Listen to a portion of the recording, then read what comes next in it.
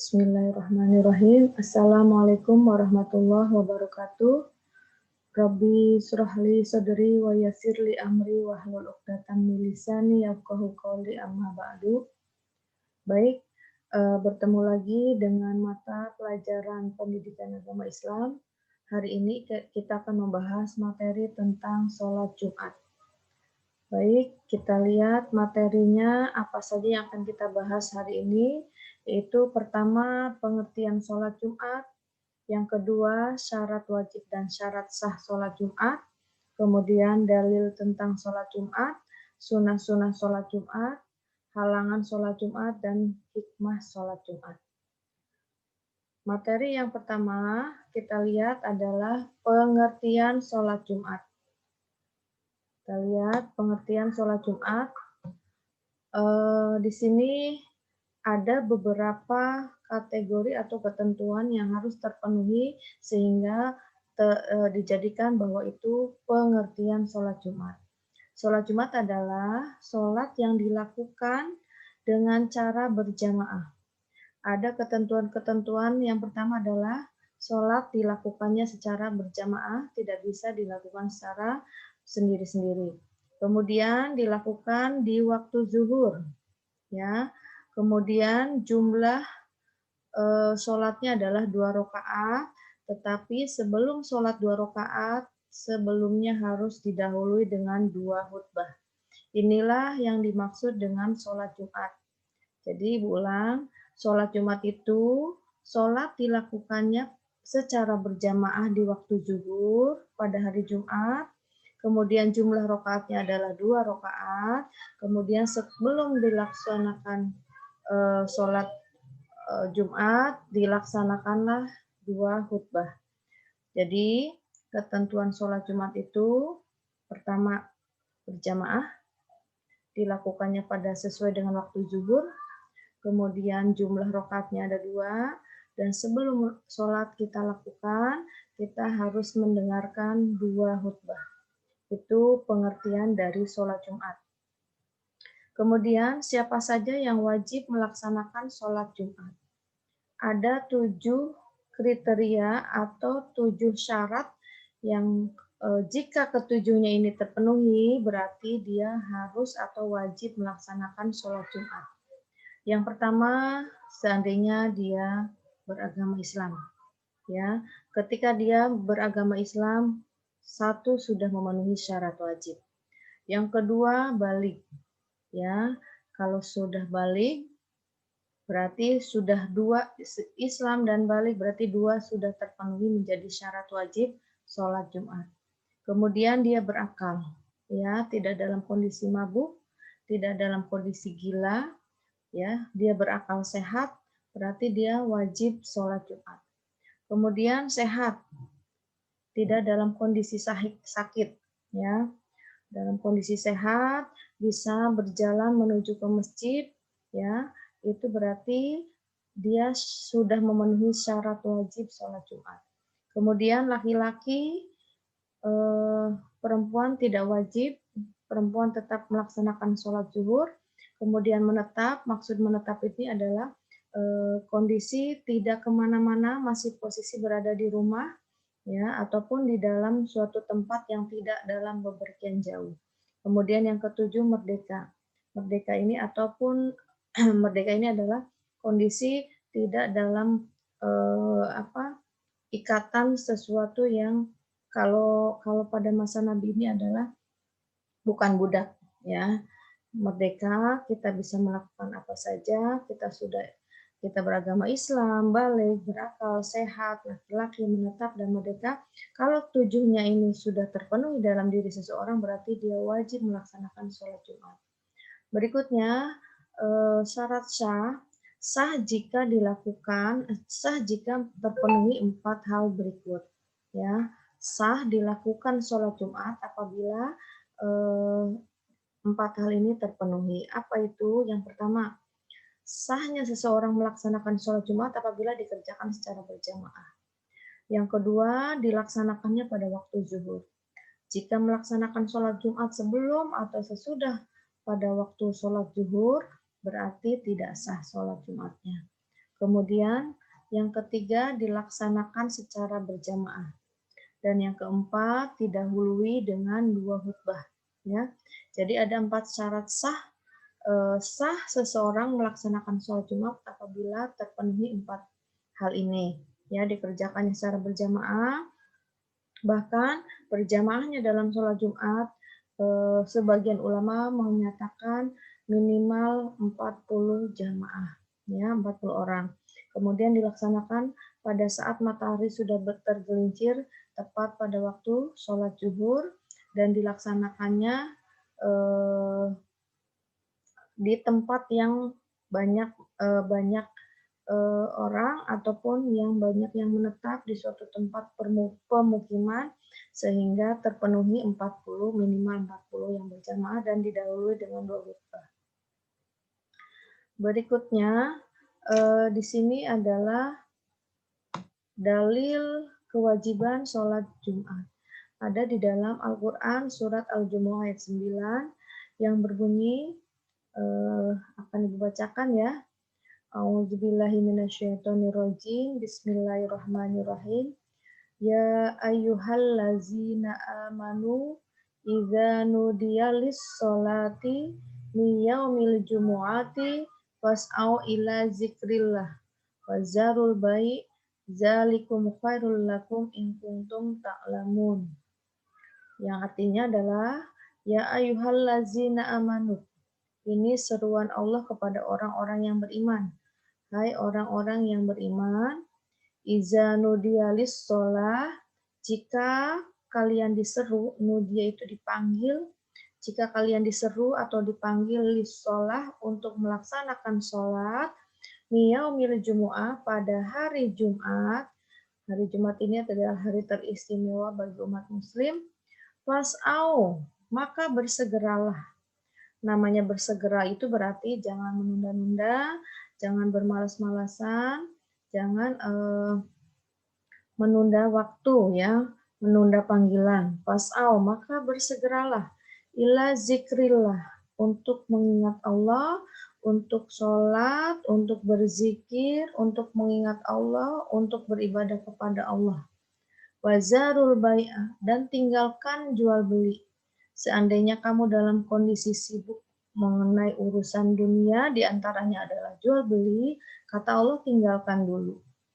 Zalikum khairul lakum in kuntum ta'lamun, yang demikian itu adalah lebih baik bagimu jika kamu mengetahui. Ya, jadi dalil surat Al-Jumu'ah 9 ini adalah dalil tentang kewajiban seorang muslim melaksanakan sholat Jumat. Ya, sholat pada hari Jumat. Ketika ada panggilan azan untuk melaksanakan sholat, segeralah, jangan menunda, ya, sehingga kita termasuk orang-orang yang akan diberikan ya kebaikan oleh Allah. Zalikum khairul lakum, yang demikian itu lebih baik bagimu, gitu ya. Itu dalil surat Al-Jumu'ah 9 tentang sholat Jumat. Berikutnya, karena dalam sholat Jumat itu ada 2 khutbah, di sini ada syarat 2 khutbah yang harus kalian ketahui. Yang pertama adalah khutbah itu dilaksanakan hendaklah kedua khutbah itu dimulai sesudah tergelincir matahari atau pada waktu zuhur. Kemudian yang kedua, sewaktu berkhutbah hendaklah berdiri jika mampu. Seorang khotib ini adalah yang menyampaikan khutbah, hendaklah berdiri jika mampu. Yang ketiga, khotib hendaklah duduk sebentar. Duduk di antara 2 khutbah. Khutbah pertama berdiri, kemudian duduk sebentar untuk membedakan antara khutbah 1 dan khutbah 2. Setelah duduk sebentar, baru berdiri lagi untuk melaksanakan khutbah kedua. Kemudian seorang khotib hendaklah menyampaikan khutbahnya dengan suara yang keras supaya terdengar oleh para jamaah. Kemudian hendaklah berturut-turut, ya, baik rukunnya, jarak antara khutbah 1 dan 2-nya, dan seterusnya, ya, berturut-turut. Kemudian seorang khatib hendaknya suci dari hadas maupun najis. Hadas kecil maupun hadas besar, najis mutawasito, najis mukhafafa atau najis mughalladho. Kemudian yang terakhir adalah khatib hendaklah menutup aurat. Ya, ini syarat khotib atau syarat dilaksanakannya 2 khutbah. Berikutnya, rukun 2 khutbah pada sholat Jumat. Pertama, seorang khotib ketika menyampaikan khutbahnya harus mengucapkan puji-pujian atau hamdalah diawali penyampaian khutbahnya itu adalah pertama mengucapkan puji-pujian atau hamdalah. Yang kedua adalah dia membaca sholawat atas Rasulullah, ya, membaca sholawat. Kemudian yang ketiga mengucap syahadat, ya, asyhadu an la ilaha illallah wa asyhadu anna muhammadar rasulullah.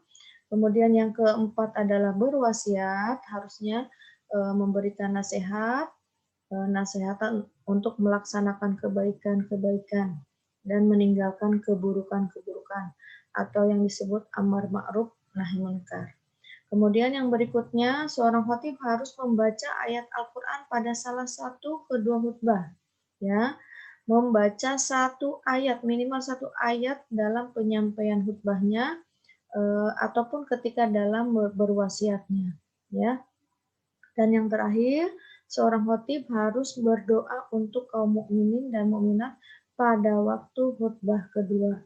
Jadi khutbah pertama ini nomor urutan 1 sampai urutan 5 ini disampaikan pada khutbah pertama, kemudian duduk sebentar dan berdiri lagi untuk khutbah kedua, biasanya yang urutan yang terakhir yaitu berdoa. Ya, itu rukun 2 khutbah. Kemudian berikutnya hal-hal sunnah dalam sholat Jumat itu diantaranya ya banyak, tetapi di sini Ibu sebutkan hanya 6. Ya, mandi sebelum sholat Jumat itu mempunyai pahala sunnah. Ya, kemudian yang kedua memakai pakaian terbaik ya atau sebaiknya putih, warna putih dan menggunakan wewangian itu pun sunnah.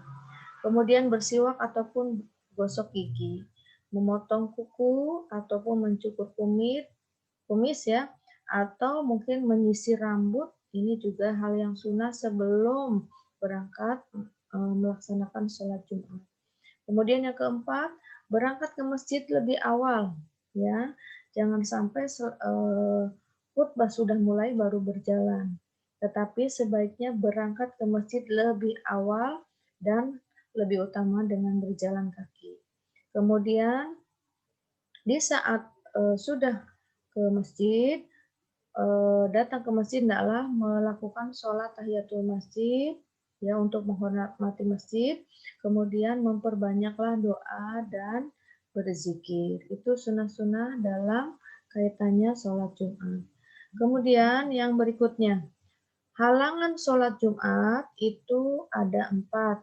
Ya, pertama, jika sakit yang untuk menuju ke masjid itu merasa kesulitan, ya itu boleh tidak melaksanakan sholat Jumat, hanya saja diganti sholat zuhur. Yang kedua, musafir atau dalam perjalanan jauh.